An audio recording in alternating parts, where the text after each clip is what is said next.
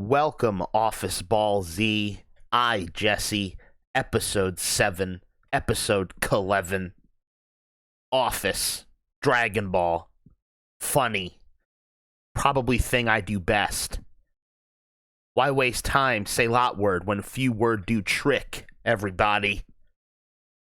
Been a full month since our Goku Day spectacular, so I hope you all enjoyed your gaycation. Thought of that like 2 seconds after the last episode. Today's date is 6/9, so in a joke that I believe Kevin and Toriyama would laugh at, I am releasing an episode about our favorite fat idiots, Kevin Malone and Yajirobe. And listen, I can say fat idiot because I am a fat idiot. I have a lot of fat idiot friends, okay? But this is a podcast for everyone, not just fat idiots like me and my producer, Evan, behind the scenes. You can edit that out if I offended you. Listen, if you're a stunning genius or something, you can stick around too. Note, all are welcome, not just those who saw an all-you-can-eat shrimp commercial and charged their televisions. And I can see all you fake-ass fans out there right now looking at your screens. Shouldn't this be called Senzu bean chili? Well, listen here, you mother effers, you freaking effers. I have already made a mistake in one of my episode titles. Do you really think that I would let this happen again? No way, Jose! Fuck you, Gabe. Senzu bean is actually a redundant term, like saying ATM machine, because sen means sage or hermit, and zu means bean. So in saying Senzu bean, you are actually being redundant and saying the same thing twice and repeating yourself over and over again. And one last thing before we get started, actually, before we get into the meat of the episode, Kevin's cookout. I put out some new music with some good friends of mine. And I'm pleased with how they turned out. It felt good to get some music off my chest for the first time in a few years. You can find it at tyler.bandcamp.com, tyler.bandcamp.com. And it's also on any, platform, streaming service. If you look up Tyler watching paint dry. It's kind of a big deal for us because we don't play a lot of weddings. We actually don't play out much at all. So, as Nintendo would say, please look forward to that. So, let's get into today's topic. Kevin and Yajirobe. Both of these guys are actually some of my favorite side characters. Kevin obviously has a much bigger role than Yajirobe does. So I figured we could kind of break down each character and see how they compare and contrast in interesting ways, however that may be. And I want to talk about 6 characteristics, traits, plot points, things, etc. for Yajirobe and 9 for Kevin. So let's just start with talking about character design. Yajirobe, first off, it's worth noting that his name is a Japanese term for a balancing toy. You could look it up and see exactly what I'm talking about. Just a cute little toy. Toriyama's all about his name puns. Everything comes from something in the real world, pretty much. His design is simple but effective. I love round designs. I'm a big fan of like Kirby, Krillin, Kid Krillin for sure. So Yajirobe's nice. He fits right in there. He's just a chubby kid. He's not too much older than Goku when we meet him. He's a chubby kid with long spiky hair and a samurai sword. Swords are always a fucking +3 points on a 5-point scale. He's got a sort of typical Ronin attire, and sometimes it's funny because if he falls over, you can see his red underwear. I always loved that. And for some reason, very early on in my fandom, like when I was a very little kid, I thought he was related to Goku for some reason. I think it was literally just the spiky hair and orange clothes. I did like the English voice actor for him, but obviously, of course, at this point in my life, I am used to and prefer the Japanese voice, the great Mayumi Tanaka, who also voices Kuririn, which is fun because when he's introduced, Goku says, "You kind of sound like my best friend," and she also is the voice actress for Luffy in One Piece. So I think it's safe to say she is a fucking legend over there. So speaking of voice actors, I would say that Kevin's voice is a big part of his character design in an interesting way, because obviously that's not Brian Baumgartner, the actor's real voice, and it is something that becomes more exaggerated as time goes on. Pretty much by season 3 or 4, he's a bit more of a cartoon character, right? One thing people always say about The Office is that they were one of the early American shows to really showcase normal looking people, and Kevin's a perfect example of that. He wears a brown or greenish suit most of the time, and he has that classic poppy shaped hairstyle and pear shaped body like a cartoon character again, right out of a comic book or something. And he pretty much looks exactly how I'll look in 10 years. He plays me in the movie version, where I see what happens in the future where I don't meet my Pam, So let's talk introductions of these characters. Kevin, he's very funny in the beginning, but he's definitely underplayed, like I said, especially compared to by season 3 or 4, and then the very later seasons, he's a big comedic force. We'll talk about that. In the beginning, though, it's underplayed. Think about the drug testing episode. He said I was dull, right? So he's dull, lacks motivation, constantly snacking. So one of the earliest great Kevin moments is in Diversity Day, episode 2. You want to go to the beach? You want to get high? I think you do, man. Fucking love that. Maybe some spaghetti. And then later on in season 1, you've got anal fissures are real. Someone has it, right? And then we also get to see, of course, in basketball, an amazing episode that I've praised several times. We get to see Michael made an awful decision by not putting him on the basketball team, because he sits there and, sinks shots for like 7 minutes in a row or whatever it is.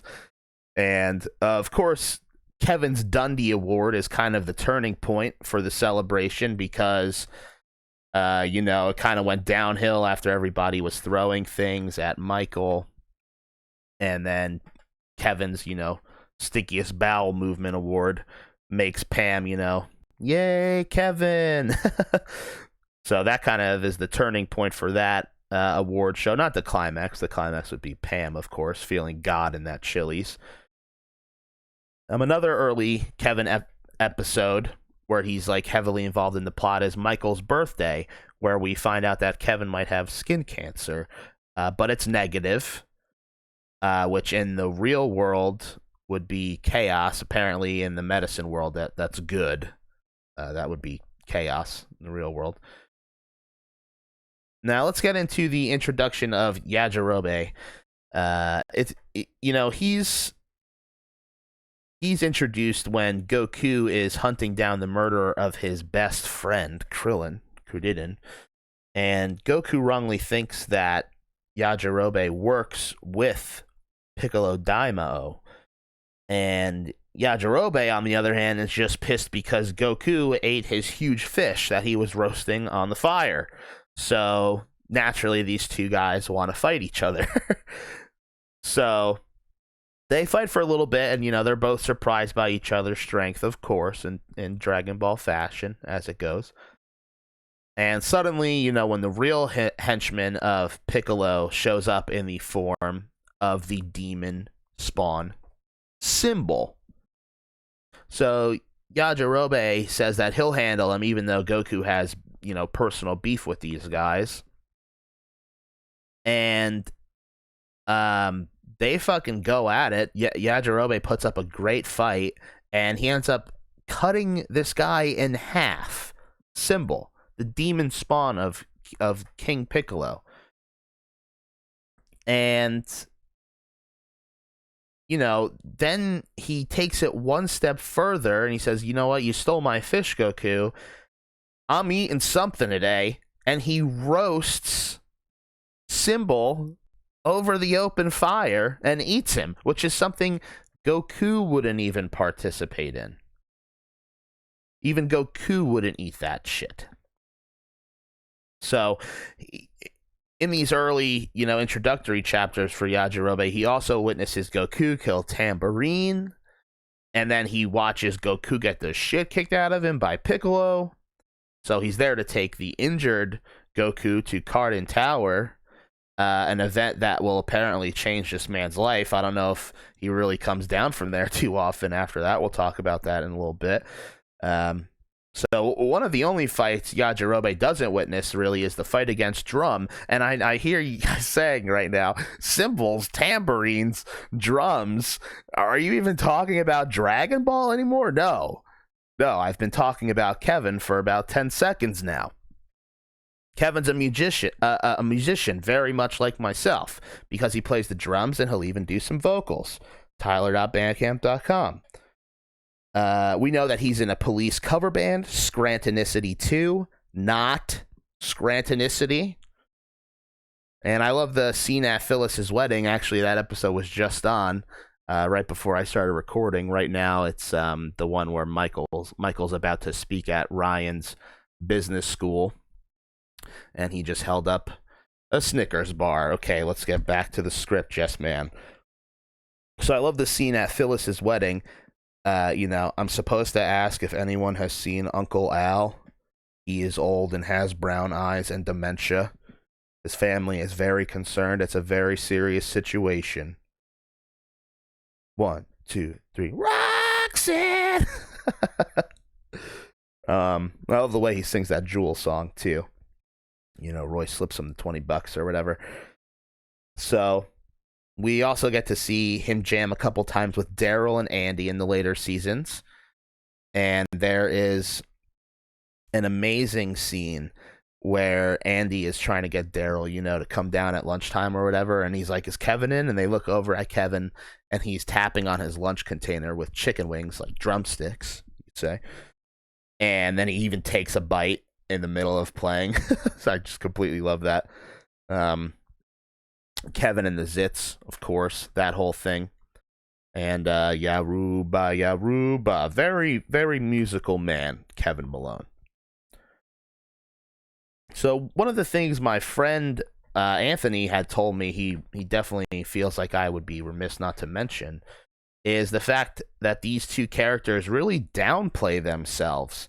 With Kevin, we know that there's this whole thing that he's a gambling expert, in quotes. And in the casino night, he talks a big game. He says a bunch of stuff. I don't even know what that shit means. And but he talks a huge game. He won this watch at the poker tournament, but then he gets totally screwed, which is hilarious. I also love his line, Jim Halpert, ladies and gentlemen. But then many seasons later, we get the classic That's Dallas scene where he gets the money from Andy and Daryl. He really gets paired up with Andy and Daryl towards the end of the show, and Jim and Daryl too, right? They've got their fantasy football thing going, or fantasy basketball, or whatever. All sports. Am I right, guys? Anthony knows what I'm talking about. So then you got the whole thing of Martin being a convict, right? Because you think he's black, racist. But he says, I had Martin explain it to me several times because it sounds exactly like what I do every day. And it's like, well, is that on purpose? Are you doing this on purpose, And, it all leads into this bigger theory that he acts stupider on purpose so that the people around him don't expect much, so that he can, get away with taking money, getting into gambling problems and stuff. But I honestly think that theory kind of goes away when you find out that he applied for a warehouse job, but Michael had a feeling about him, right? And not to mention his whole Big Mac idea, where you take one ingredient from every Big Mac you get, and then by the end of the week you have a free Big Mac. And it really was just about the cookies, wasn't it, Kevin? So, Yajirobe, this fucking guy, right? Yajirobe, this is a man who trained with God himself before the Saiyans arrived. Just like everybody else, Krillin was up there. Yamcha, Tenshinhan, Chaozu, Yajirobe, training with God and Mr. Popo, right? Kami-sama. And, in the manga and stuff, he always tried to avoid fighting for the most part until, except for that early introduction where he's hungry, I guess. But their manga is, in the manga, their training is also skipped over, right? So we don't know how seriously he takes it. Probably not as serious as everyone else, but even still, and I know there's some anime filler, but even still, he trained with God. And when everyone else dies and fails, Goku included, Yajirobe comes in to save the day and goes fucking PogChamp over here, no cap, gank bot lane, and he cuts off Vegeta's tail. That shit happens. Everyone else misses, And he fucking gets the play of the game here. And I think it's awesome that Toriyama kind of held him back. He teases that he's there watching Goku fight Vegeta. But when everyone arrives, when Nappa and Vegeta arrive and everyone's there fighting him, your mind almost doesn't even care where Yajirobe is, So I think it's great the way Toriyama pulled him back in. But unfortunately, that's kind of the last thing Yajirobe does of any consequence, really. So, yeah, and not to spoil it for any fans of just one of these series and not the other, but I would say both of these characters love to eat. With Yajirobe, you actually just have to kind of use your imagination more because you don't see him all the time, but we know he's chubby. He stays chubby his whole life, so it's obvious. We're in a world of literally buff 10-year-olds. He's a fat one, so we know he's eating a lot. And he fights Goku over stealing a fish and then eats a demon. So, we know he's down to eat anything.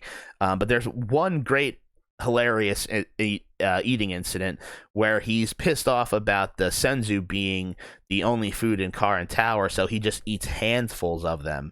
And not even realizing that they fill you up for 10 days, right? Which is how they actually work when they're introduced. And he literally blows up like a balloon. It's such a funny comic panel. So I love that. Now, Kevin, on the other hand, is kind of like eating all the time, right? Or at least getting fat jokes thrown at him all the time. I mentioned the chicken wings thing, which is one of my favorites. You've got his Office Olympics game of him eating as many M&Ms as possible, which, by the way, he keeps the jar at his desk so that no one can steal them, right?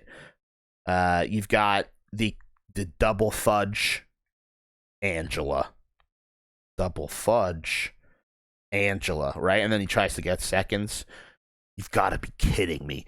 You've got to be kidding me. She says it to his stomach. It's so fucked up.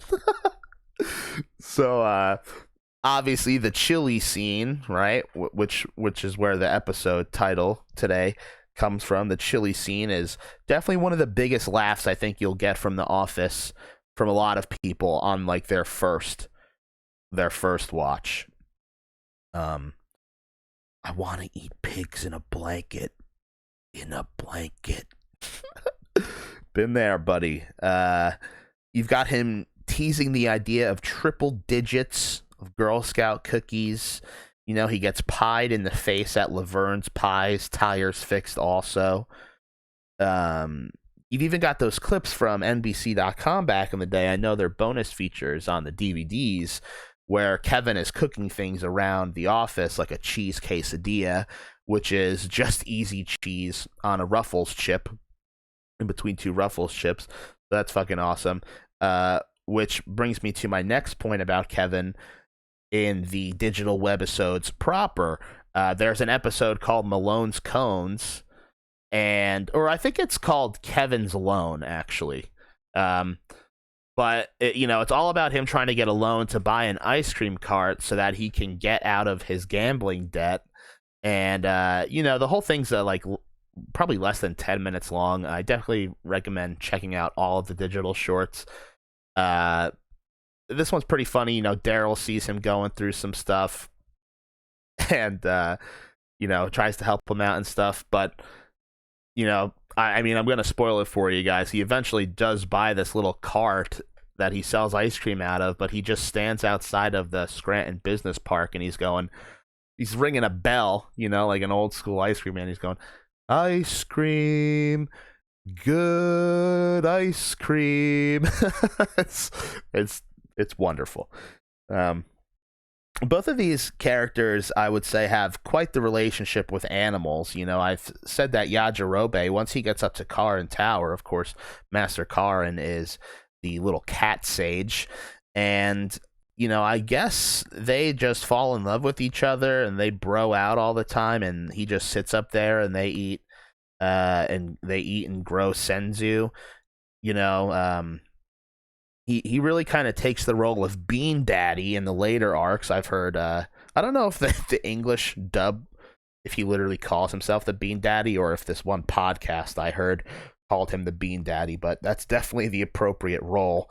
In the later arcs, he really just shows up to give people beans, and especially in the movies, he's always given out the Senzu around the 25-minute mark or the 22-minute mark and 12 seconds right now. And, he's always giving out the Senzu, right after the movie villain kicks everyone's ass comes around. Now, Kevin, he would probably be tempted to live with a cute cat like Karin, because, they're just so cute and adorable and look tasty, but you can't eat cats. You can't eat cats, Kevin. There's also the bit we get of him adopting that dog that everyone thinks is dead, by the way he's describing how it doesn't eat, just lays there. It stinks. And then, there's the great scene from the intro of season 9. It's completely ludicrous of Kevin killing the turtle like 3 different times, but probably it was just dead from the first time he ran it over. But there was really no healing pod in Freeza's army that could help that thing. Am I right, guys? That was a joke for fans of both series. All right. The characters by the end of the show, no arms and no legs is pretty much how Yajirobe lives now. He doesn't do anything. He lives a very asocial life up in Karin Tower and grows a mustache for 10 years. And then it's finally full by the end of the fucking manga and the goodbye panel. But we only really see him getting waved to when people are going to and fro. Kami's lookout, Dende's lookout. So Kevin, on the other hand, he becomes a huge comical force on the show, as it goes on. He's got a lot of great lines, but especially after Michael leaves at the end of the show, he's a huge force. A lot of times it's just one line or one noise, boing, warning, I have to go to the bathroom. Oh, I love this one. That's good hog, mama. What is a maw, right? I love when Chris Gethard comes in, New Jersey native. That guy wrote for Weird New Jersey, which I think is incredibly interesting. But yeah, he comes in with the pipe and the sandwich, right? Delivery for Oscar Martinez. I'm Oscar Martinez. You get the scene of Kevin sitting on Michael as Santa. You've got anytime he busts out the toupee, is always nice to see. It's not Ashton Kutcher, it's Kevin Malone. He's got the tissue box shoes. I love the fundraiser episode in season 8. This is a huge mistake. Is no one seeing this, right? When they're all talking in the parking lot about Andy going there, and then I guess Dwight is the idiot in the office. Up until now, there wasn't one, right? And one of my fucking favorite Kevin scenes is hey, I don't want to put anyone out, but if someone's making oatmeal, I'll take apple cinnamon and maple brown sugar in one bowl with whole milk.